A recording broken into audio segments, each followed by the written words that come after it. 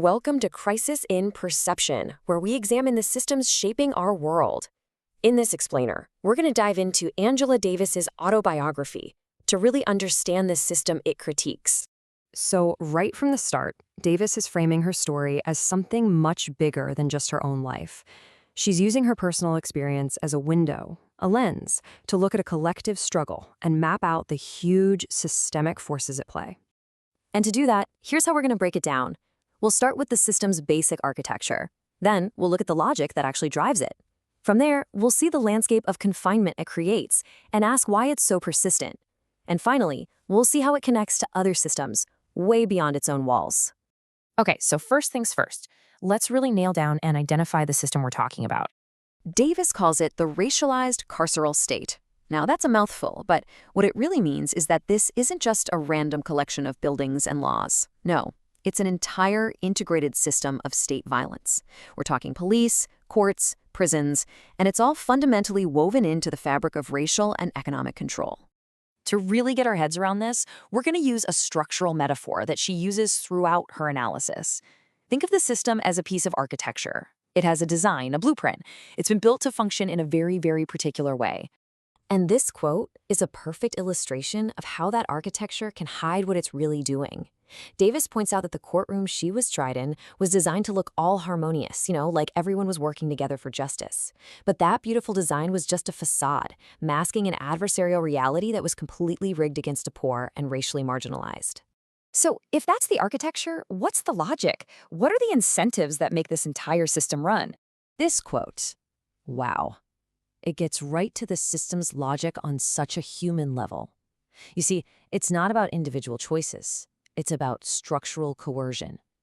Economic policies create these absolutely brutal incentives that can fracture families, all to make sure there's a reserve labor force that's available and easy to manage. And we can actually map this logic out. Things like the bail system, which just hammer the poor. Well, they aren't bugs, they're features. They are designed to operate on an incentive of wealth bias. And what's the systemic purpose? Control. Okay, so you've got these built-in incentives and this deliberate architecture. What does that actually produce?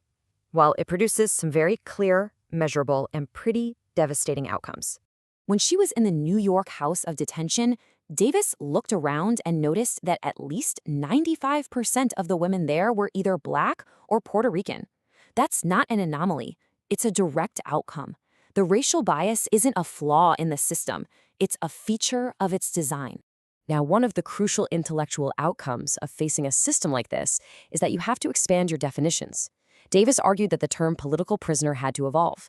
It couldn't just mean people jailed for specific political acts. It had to include anyone and everyone victimized by the structural racism of the entire carceral machine.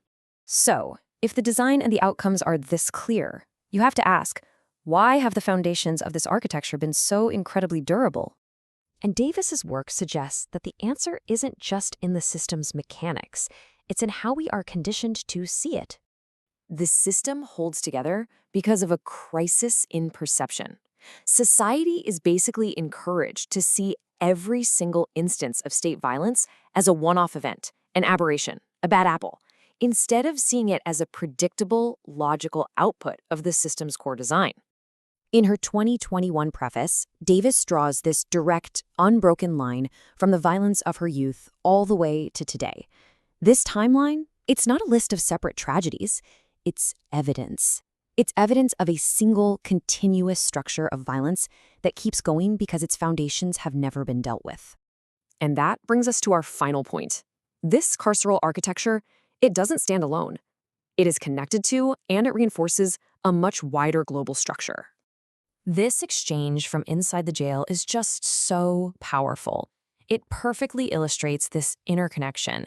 From inside the walls, the inmates themselves saw the direct parallel between the logic of racial oppression at home and the logic of exploitation around the globe. And that's really what Davis's analysis reveals. The prison isn't some isolated institution off on its own. It's a fundamental piece of a global system, structurally tied to racial capitalism and patriarchy. They all reinforce and profit from one another. So ultimately, to understand the system that Davis lays out in her autobiography is to get a kind of structural clarity. It means seeing the walls, the incentives, and the outcomes, not as a series of unfortunate accidents, but as the integrated features of a deliberate and deeply entrenched architecture. Crisis in Perception examines how systems shape belief and how better tools help us see clearly. This project is free and publicly accessible. If you'd like to support the time, tools, and research behind Crisis in Perception, you can become a supporter on Patreon. For a longer audio-based analysis of this topic, see the deep dive linked in the description.